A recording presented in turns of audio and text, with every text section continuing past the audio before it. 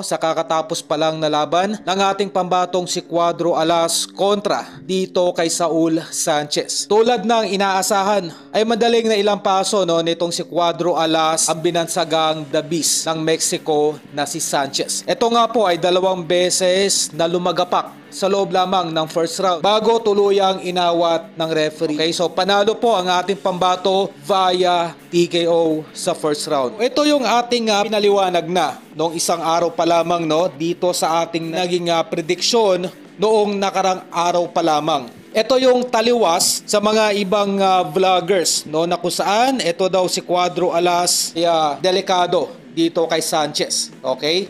Atin pong naipaliwanag sa ating mga nakaraang video na hindi po kailangan ni Cuadro Alas ng 100% para ma-knockout tong average fighter na si Sanchez. After ng laban po ay hindi na po nagpatumpik-tumpik etong si Cuadro Alas at kinall out na etong si Naoya Inoue para sa isang showdown sa susunod na taon sa bansang Japan. Ang nakikita ko dito ay sisikapin ng mga promoter nitong si Casimero na magkaroon muna ng preparatory fight na kung saan pinag-aaralan na ng Treasure Boxing Promotion kung etong si Luis Nery or etong si Tapales ang posibleng maging next opponent ni Cuadro Alas para sa Enero ng susunod na taon.